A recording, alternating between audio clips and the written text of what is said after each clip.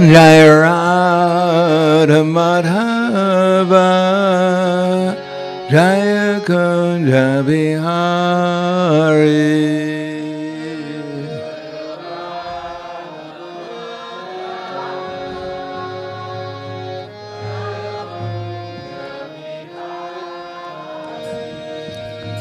Jai Radha Madhava Jaya Kunja Bihari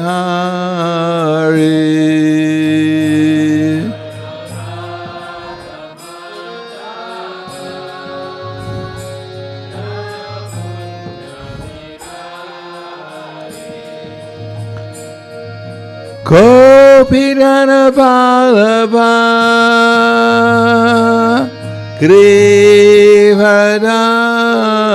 Grivadari Jaya Grivadari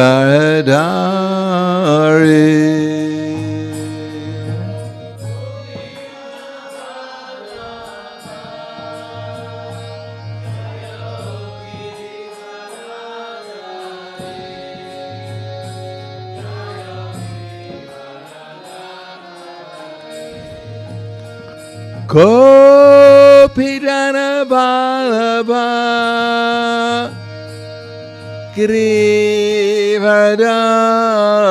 Grivadari Jaya Grivadari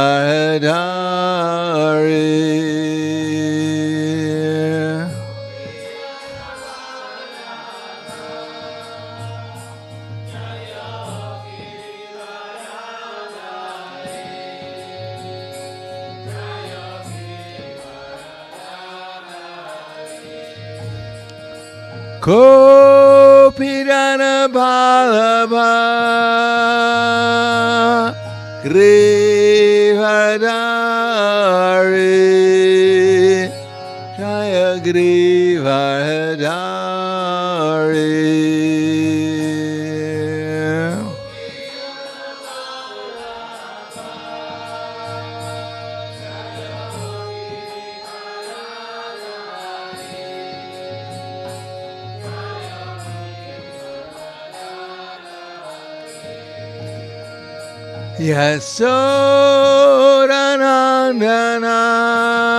Yasodanandana Raja Dhanaranjana Jaya Raja Dhanaranjana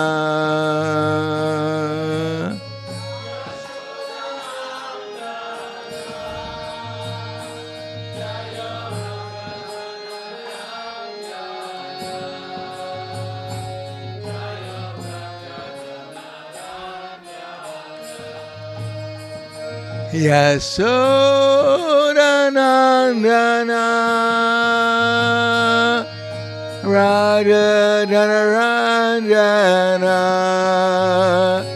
Jaya Raja Dhanaranjana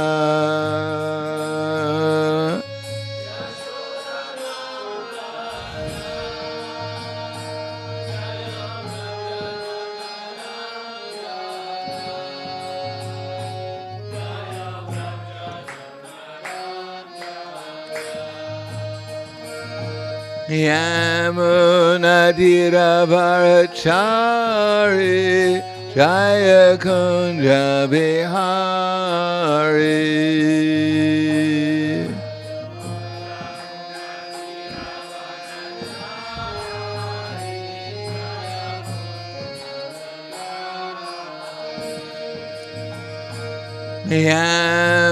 Yamunadira Varachari Jaya Kunja Bihari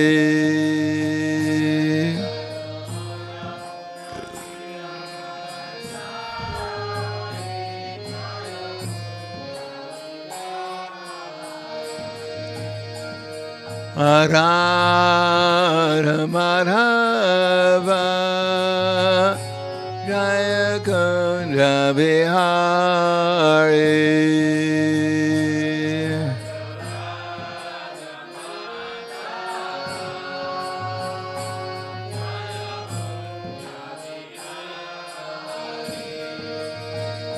Jai Radha Madhava Jaya Kunja Bihari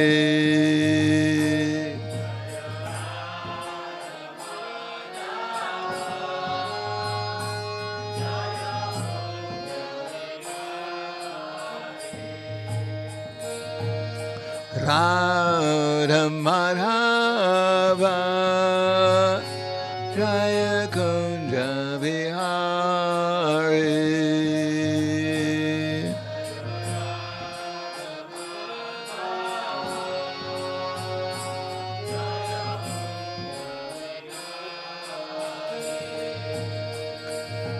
Gopidana Ballabha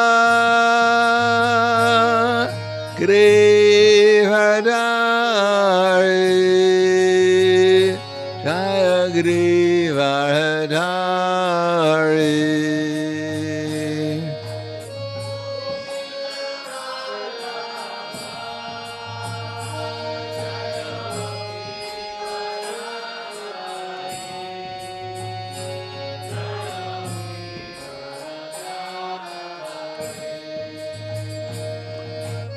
Gopidana Ballabha Grivadari Jaya Grivadari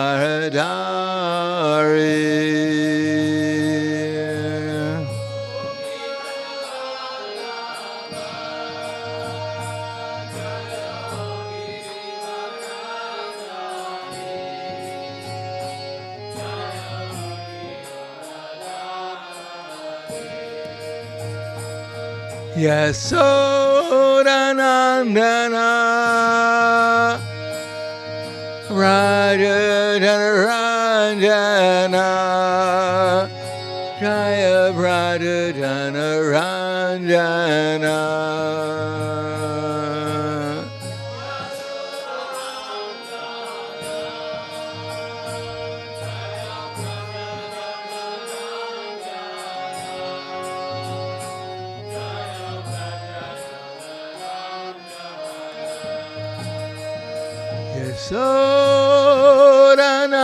Yasodanandana Rajaranjana Jaya Rajaranjana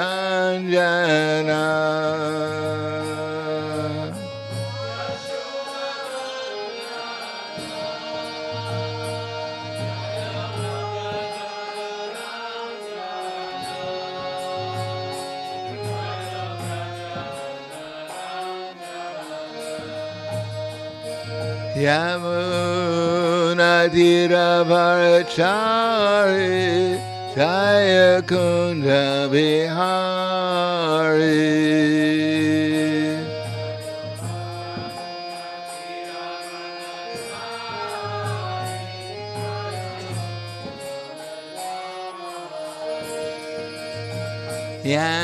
Yamuna Tiravarachari Jaya Kunja Bihari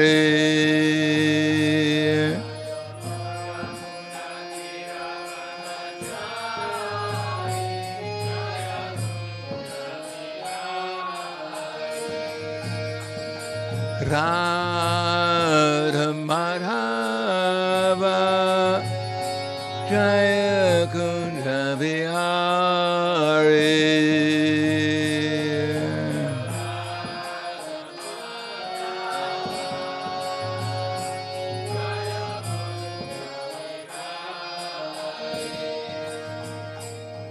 Radha Madhava Jaya Kunja Bihari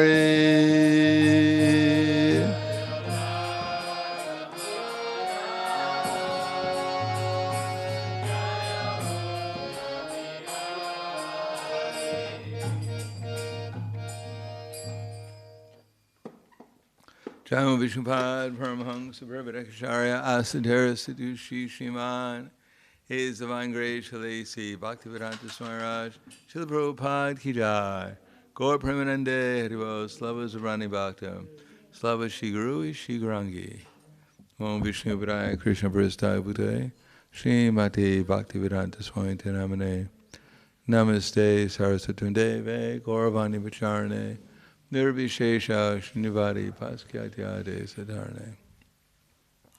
Om Agyanativirandasya Gananjana Salakaya Chaksurundalitam Yena Tasmai Shri Gurave Namaha Shri Chaitanya Manobishtam Stapitam Yena Bhutale Swayam Rupa Gadamaya Tadati Swapadantikam Vandeham Shri Guru Shri Utabara Kamalam Shri Guru Vaishnavamscha Shri Rupam Sagrajatam Sahagana Raghunatam Vitam Tam Sajivam Sadvaitam Sabadutam Parijana Saitam Krishna Chaitanya Devam Shri Radha Krishna Padan Sahagana Lalita Shiva Sakans Vitamscha Hey Krishna Karna Sindhu Dinabando Jagatpate Gopesha Gopika Kanta Radha Kanta Namostute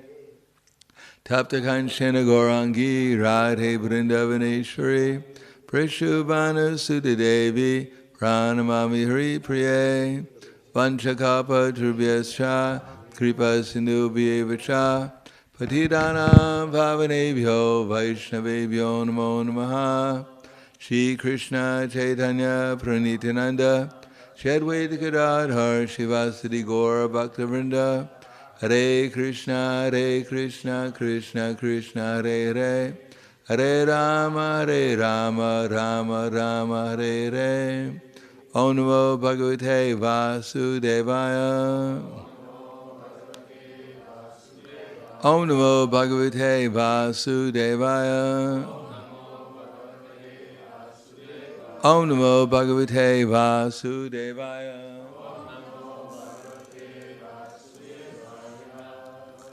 Srimad Bhagavatam, Canto 8, Chapter 12, Mahini Murti bewilders Lord Shiva, text number 11.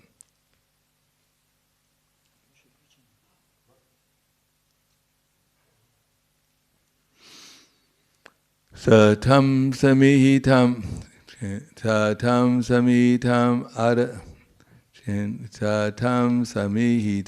adashuta janma nasam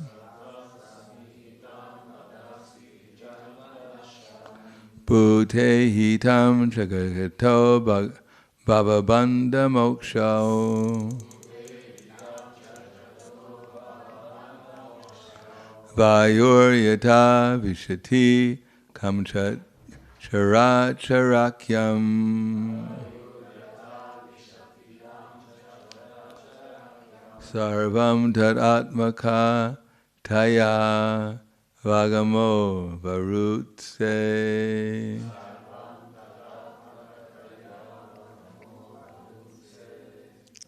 Satam Samihitam Adak Sita Janvanasham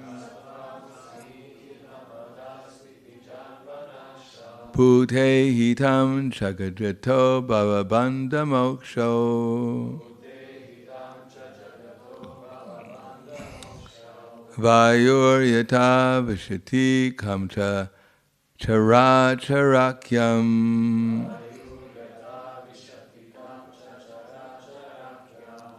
Sarvam Tat Atmakataya Vagamo Varunse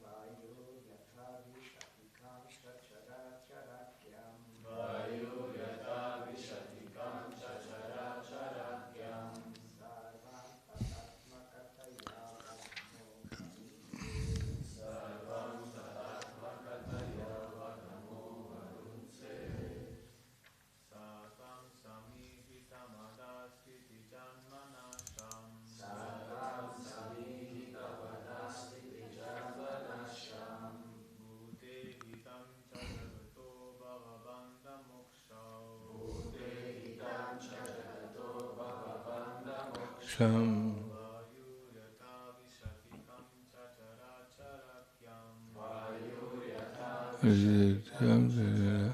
Racham.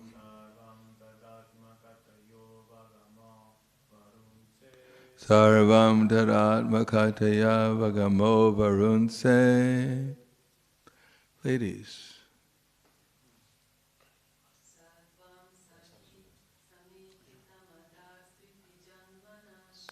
Satam samihitam adakstita janmanasham.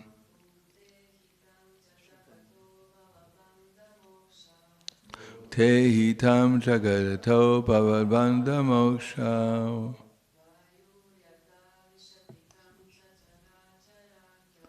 Vayor yata vishitikam chacharacharacham.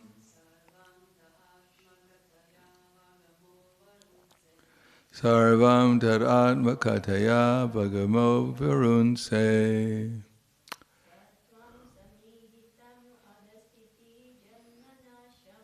Satvam samitam adastita janmanasham. Pute hitam jito bhavabandha moksha.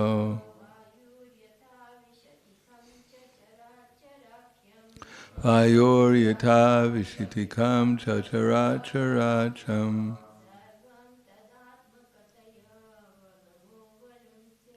Sarvam tadatmakaya vagamo varunse. Saha, your lordship, Tvam, the Supreme Personality of Godhead. Samihitam, which has been created by you. Adaha, of this material cosmic manifestation. Sthiti janma nasham, creation, maintenance, and annihilation. Bhuta, of the living entities. Ihitam cha, and the different activities or endeavors. Jagataha, of the whole world. Bhava bandha, moksha, and being implicated and being liberated from material complications. Vayu, the air. Yata, as. Vishati, enters. Kam, in the vast sky. Cha, and. Shara, achara, akyam, and everything moving and non-moving. Sarvam, everything. Tat, that. Atmakataya, because of your presence. Avagamaha, everything is known to you. Avirunse, you're all pervading and therefore know everything. Translation and purport by His Divine Grace, A.C. Bhaktivedanta Swami Srila Prabhupada. My Lord, you are the supreme knowledge personified. You know everything about this creation and its beginning, maintenance, and annihilation. You know all the endeavors made by the living entities, by which they are either implicated in this material world or liberated from it. As the air enters the vast sky and also enters the bodies of all living, moving and non-moving entities, you are present everywhere, and therefore you are the knower of all. Purport. As stated in the Brahma Samhita, Ekop yaso rachitum jagaranda kotim yatschakti asti jagaranda chayayarantak andantarasta paramanu chayantarastam govindamadi purusham tamahang bhajami. I worship the personality of Godhead Govinda, who by one of his plenary portions enters the existence of every universe and every atom, particle, atomic particle, and thus manifests as infinite energy unlimitedly throughout the material creation. Ananda chinmaya rasa pratipavitabhis tavirya eva nijarupadaya kalavi goloka eva nivasat yakilatmak bhuto govindamadi purushang tamahang bhajami. I worship Govinda, the primeval Lord, who resides in his own abode, Goloka, with Radha, who resembles his own spiritual figure and who embodies the ecstatic potency Ladini. Their companions are her confidence, who embody extensions of her bodily form and who are imbued and permeated with ever-blissful spiritual rasa. Although Govinda is always present in his abode, Goloka Eva Nivasati, he is simultaneously present everywhere. Nothing is unknown to him, and nothing can be hidden from him. The example given here compares the Lord to the air, which is within the vast sky, with every body, but still is different from everything. Namo Vishnu Vidaya Krishna Prasthaya Bhutaya Srimate Bhakti-vedanta Swami Namane Namaste Saraswati Deve Gauravani Pacharane Nirvishesha Srinivadi Paskyadyade Siddharne. As we heard before, Eka Desha Stitasya Gya Shitosna Vistristim Yata Parasha Brahmata Shaktis Tatedam Akilam Jagat. Just like fire is in one place, but it diffuses its heat and light everywhere. So similarly, the Supreme Lord is one person, and he's diffusing his different energies everywhere.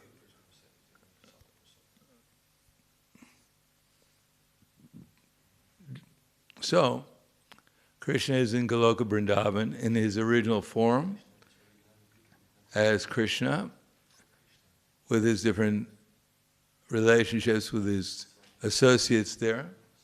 But still, he's able to expand himself personally, as well as his energies everywhere in all the material and spiritual universes. But we shouldn't think that Krishna has become some different person, or that the energies are actually different from Krishna. What's the first? Just yata, jostivastim yata. Oh, that's right. Ekadesha, sita, yeah. So, still, Ekadesha, he's in one place, but his energies and himself able to go everywhere. But we should understand everything from the point of view of Krishna as a cowherd boy in Vrindavan.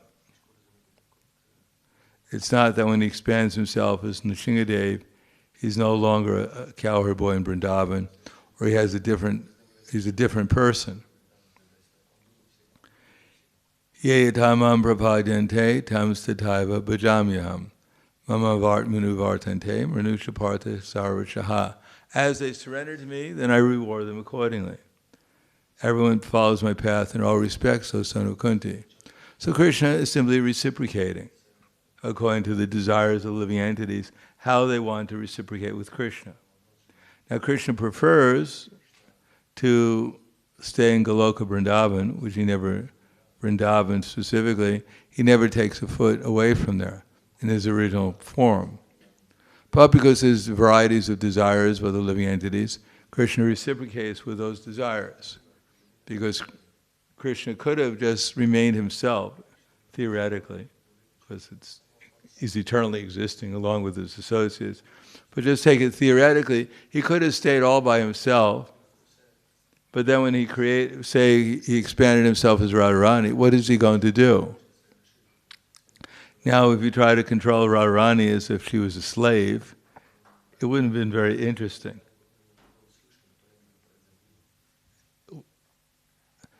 No, actually what's interesting is that, for instance, in the material world, the relationship between the master and the slaves is not really so interesting. Although people may take an interest in it, it's simply, it's the most obvious form of exploitation, and there's no question of love.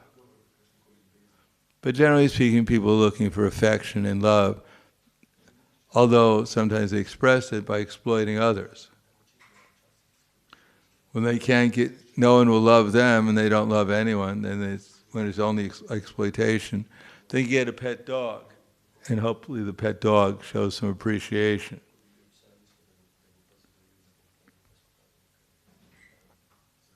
But when Krishna expands himself as Radharani, it's purely to enjoy loving relationships, because that's where the most pleasure lies, is in loving relationships. Therefore, even in the material world, if you take a look at the magazines on the magazine racks, they're all about romance.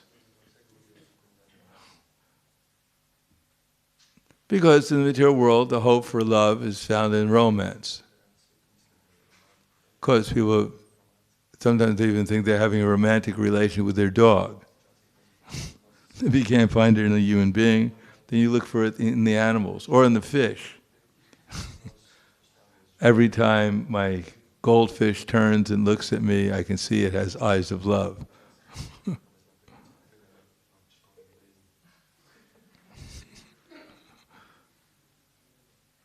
But obviously, the material world is the place of imagination to begin with.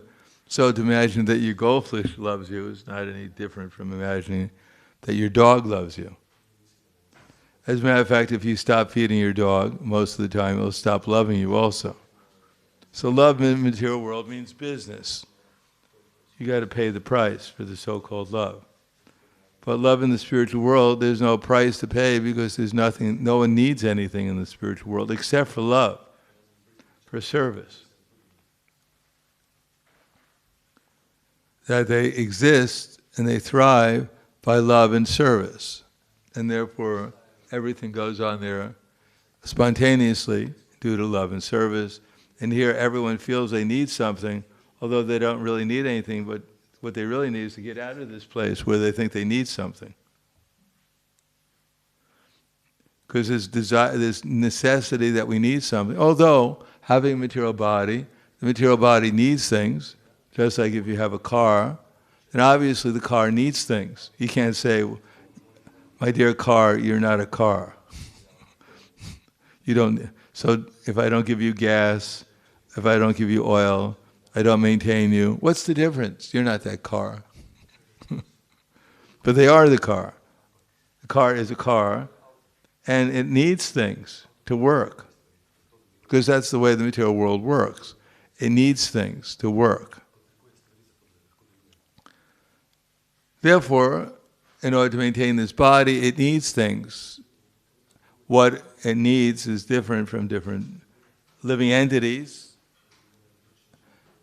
And indeed, the most advanced soul won't hardly need anything like the 6 Goswamis to maintain. They're not concerned so much with maintaining their body. But others may need different things, different amounts of things at different times, etc. So that takes some intelligence, but it's supposed to be like salt to taste. If you have salt, if you take a little bit of salt and put it on the vegetable, then it tastes very nice. If you put too much salt on it, you can't eat it. If you don't put any salt on it, you can't, sometimes it's tasteless.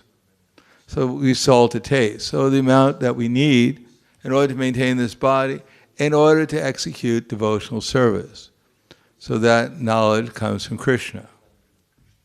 In other words, Krishna is in our heart, and if we ask him a question, he's very likely, if we ask it in the right mood for the right reason, to reciprocate with us and tell us what the answer is, or at least give us some indication where we might be able to find the answer if we're actually looking for it. Now that's due to Krishna's all-pervading nature, as it says here. How someone can be all-pervading, it's a little difficult for us to imagine. I mean, we may be all-pervading within this body, and therefore by some cultivation of knowledge, we may become aware of what's going on in our body. Right now, because we don't know that much, we're not that much conscious, even in the material world, the soul is been covered, as Krishna says, Dimena riyate vanir, yatar darsho malena cha, Titoban avrita garbhas, tatate nedam avritam. Just like fire is covered by smoke, the mirror is covered by dust, or the embryo is covered by the womb, so the living entity is covered by different degrees of lust. So our ability to be conscious has been limited by the particular modes of nature we've acquired. And therefore, in the uniform of life, there is an opportunity to purify one's consciousness, to purify the mind specifically, so the consciousness can become more conscious. We can become more conscious of things as they actually are.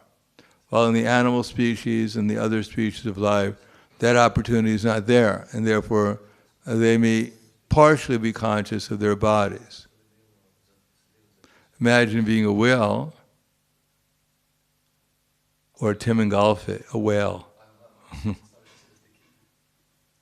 That little tiny spark, 1/10,000th the size of Tipper in size, I don't know how much he's aware of the whale body. But it means that consciousness can expand, but that quality of consciousness is not very great. The whale is not interested in self-realization, to find out who I am, why am I in this whale's body. Although it might be aware of the different aspects of the whale. What's going on, what kind of fish he just swallowed, perhaps, etc., etc.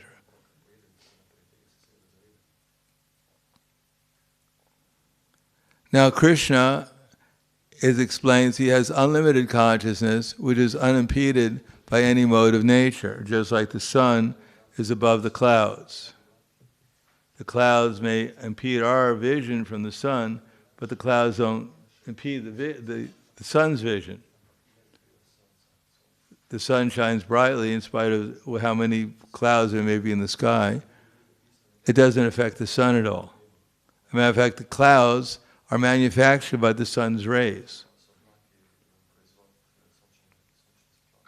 Similarly, Krishna's his consciousness is all-pervading, therefore he knows everything.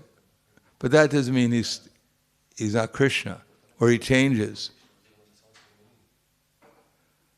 That when his consciousness is aware of what's going on in the material world, it's not that he gets frustrated and he stops being Krishna here. Though he's still a cowherd boy in Vrindavan. But he reciprocates with living entities here, just like he does in Goloka Vrindavan, according to their desire to reciprocate with him. So everything is actually a reciprocation with Krishna. Here it's a little perverted, or a lot perverted, according to the mode of nature. But anyhow, at every moment, eternally, we have a relation with Krishna. That can never be lost. Because we can't exist without a relation with Krishna. Because Krishna is everywhere. And he's controlling everything. The only thing he doesn't control is the individual's desires. There we're free to go anywhere we want, either to heaven, to hell, to Vaikuntha, to Brahman, or to Goloka Vrindavan. Depends on our desire. Of course, we have to know what to desire. Since we don't know so much about Goloka Vrindavan or Vaikuntha, we may not feel a great urge to go there. If some spaceship came down, some people came out of it and said, here's a one-way ticket to Goloka, would you like to go? We might hesitate. Are you really going to Goloka? Could I see your pilot's license? Tell me something about Krishna. Do you know anything about Krishna? No, they just told me to pick you up. No, we want to know something. We'd hesitate because we're not so sure. Where in the scriptures it says that little green people coming down in spaceships and take you to Goloka Vrindavan? So we're not overwhelmed. In other words, we're not overwhelmed with the desire to go Goloka. We don't wake up in the morning, when am I going to go to Goloka? Where's Goloka? Goloka. No, we wake up and we say, where am I? What's this place? How did I get here? Let me out. Oh, I got to go to Mangalarti, not another one. Pull it close. This is Goloka for me. Nice and warm and dark. But that's possible to cultivate Krishna consciousness because Krishna knows our limitations. It's not he's thinking, well, why don't you become a pure devotee? You've been in this movement for 20 years or whatever it is. You're still not a pure devotee. I give up. Get out of here. Go back to your mother. Don't bother me. No, Krishna understands, and he gives an opportunity even for the practicing the devotee to get some experience of what pure devotional service is, what the mood of the residents of Vrindavan are, if we want to. Therefore, everything is just what we're doing is simply to develop a desire to want to, at least, become Krishna conscious. On some level or another, especially we're being offered Chaitanya Mahaprabhu's mood of saving the conditioned souls. So, and what we're saving them to enter into the mood of loving reciprocations that are found in Goloka Vrindavan, or in Vaikuntha, or in this material world in pure devotional service. So by practicing this Krishna consciousness seriously, then we might become aware of, actually, I do have a relation with Krishna now. It's not I'm going to get a relation with Krishna. I have an eternal relation with Krishna at every moment. Everyone does. Not only me. I'm not the only pure devotee in the universe. I wasn't God's gift to the Hare Krishna movement. There was a big vacuum in the Hare Krishna movement, and then I advented myself, and everything became perfect. No, everyone has a relation with Krishna, and Krishna reciprocates with every living entity, eternally. Nitya Siddha Krishna Prema Sadhya Kavanoi, Shravanadi Kshudachite Karya Udoy.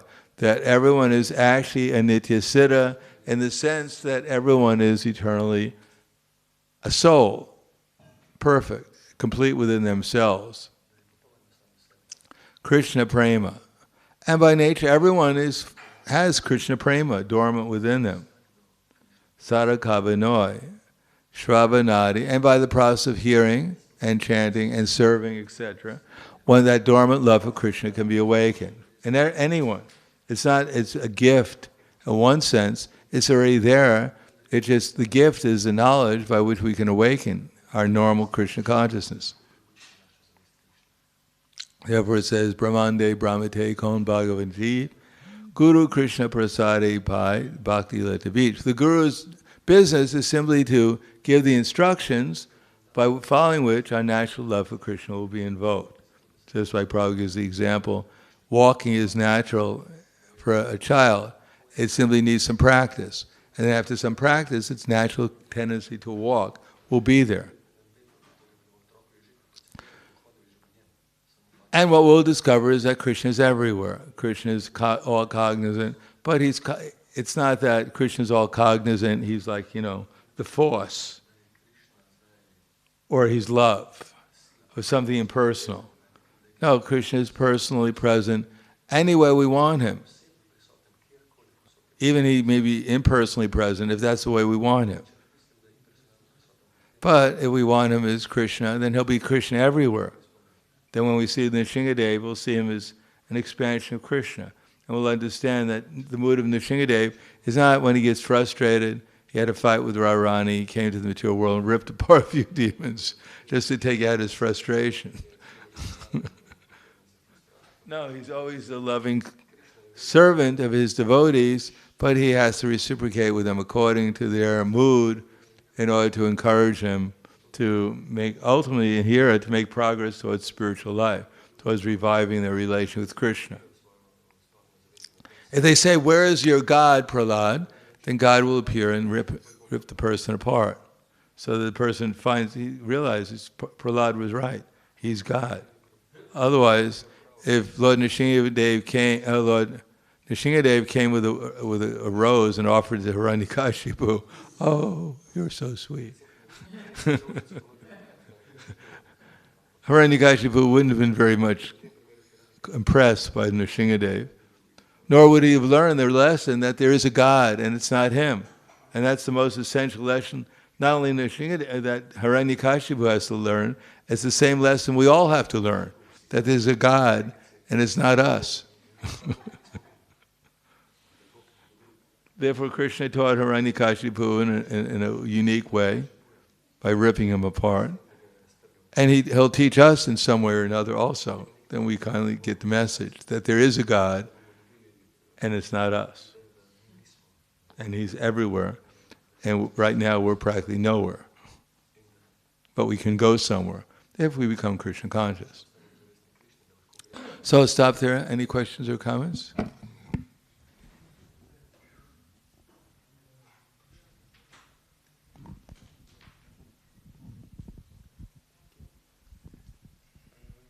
Hare Krishna Maharaj. I'm reading about the devotees who are distributing 1,000 books per day. And I'm thinking, how is this possible? Well, keep on dreaming about it, and one day it may be revealed.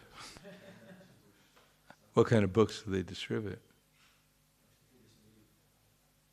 Big books usually. Big books. Well, first of all, you have to practice lifting weights, carrying around 1,000 big books. I don't know. I do know when they were distributing 1,000 big books, they weren't doing them one at a time, obviously. And they weren't doing it to poor people. Here's a stack of books, give a donation. I only have 50 cents. That's no worries. Give from your heart. No, they were distributing to quite wealthy people, generally speaking. If we try to imitate time, place, and what was going on in a different time, a different place, different circumstances, then we just get frustrated. Wait a second, you only took one book, you're a rascal, What about my prestige? I'm out here, I'm working hard for my prestige and to show how powerful I am, and you only took one book? You're an insult to me. You're insulting me. No, we have to work according to our time, place, and circumstance. And not think ourselves that we're all powerful. What, if he did 1,000, I should do 2,000. Well, we humbly try to go out and distribute it, as many as possible, and keep people in a favorable mood also, as much as possible, and not expect that we're the controller. If Krishna puts this, if in the future birth Krishna puts in a situation where we have 1,000 books a day paid for, we're distributing to the wealthiest people in the world, and they're all out in the street looking for spiritual life. Then maybe the atmosphere, if the atmosphere is conducive, then we might be able to do something like that. But then, that's not the end of the game. You distribute 1,000 books one day, 1,000 books the other day, but unless you keep your Krishna consciousness, one day you'll decide, I don't want to go out anymore.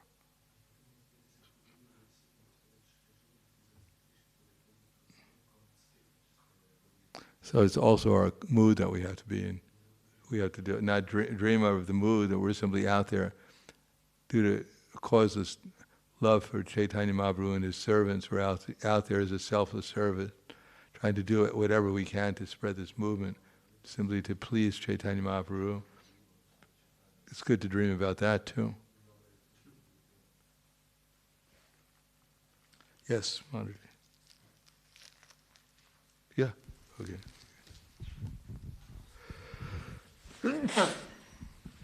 Thank you, Maharaj, for the class. Sort of a follow-up, actually, to Mukund Madhava's question. So should we be focusing on book scores, or should we focus on our own consciousness as we do our book distribution?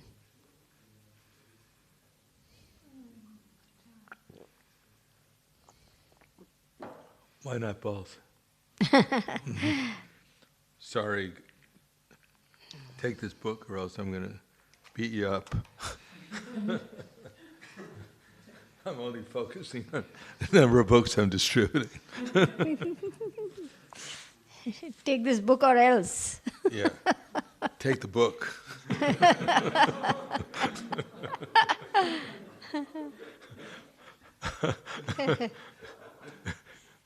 You got your mask on. Ski mask, not just the mask. Give a donation, a big donation.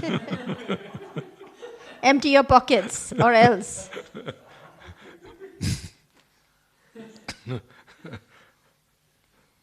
No, we want to distribute as many. If you're ecstatically in love with Krishna, you're feeling great compassion, flowing from your meditation. Chaitanya Mahaprabhu is in his mission. You don't think people will be attracted? If you have a product, if you're going out there, you have a bar of gold, 1 kilo of gold, and you're passing them out to people. Do you think people will stop and take the bar of gold? They'll be swarming. What's that? They'll be swarming. Yeah, so we actually emitting pure pleasure out of love of God, out of service to Krishna. You don't think some people are going to come by and, find out where it's coming from? That's a nice meditation. Thank you.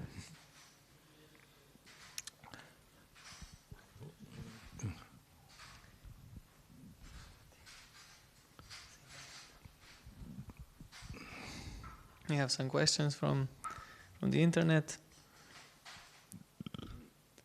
Okay. So, Krishna is all attractive. This begs the question, how is he attractive to the demons who want to kill him?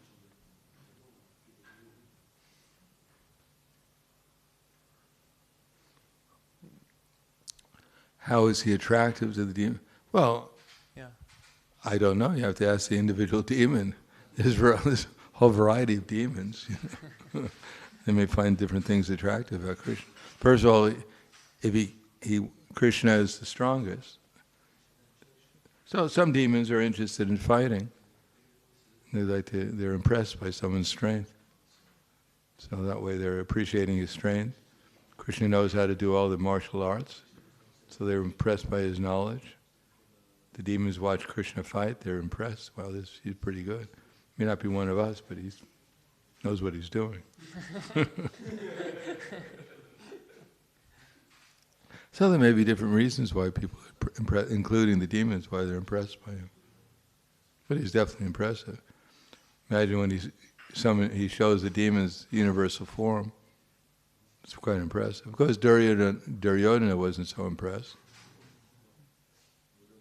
So not everyone is impressed by Krishna directly, because they're envious of Krishna, the demons generally. But they're impressed by Krishna's manifestations.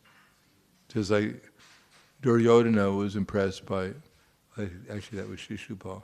Who did Duryodhana? He was impressed by getting the kingdom, getting the opulence. He was impressed by his head demons who sent him to this earth to do his mission. But these head demons are also manifestations of Krishna. So you may be, due to enviousness, he may not recognize Krishna. Krishna may cover himself.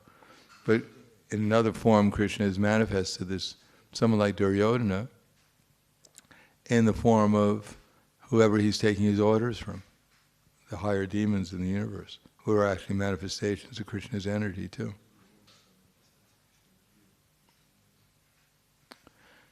Anything else? Yes. Not here. I have a question. You said, if you're giving out gold, I'm wondering how can we gain that gold? How do we emit this Krishna consciousness? Everybody would be attracted to. The formula is we see everything belongs to Krishna, and we find out what Krishna wants us to do with his energy, and we do it to please him. Then we remember Krishna will appear within our memory, within our minds, and we'll be ecstatic as much as we're receptive to Krishna's mercy. And that ecstasy will not just be contained to it within ourselves. Krishna is actually present there, so that power of Krishna's presence will be felt by others too, in proportion to our ability to, or how much Krishna reveals himself to us. He's automatically revealing himself to others also, according to their receptivity. like if you have a fire, then the fire is not only felt by you, but anyone who's near the fire also feels it.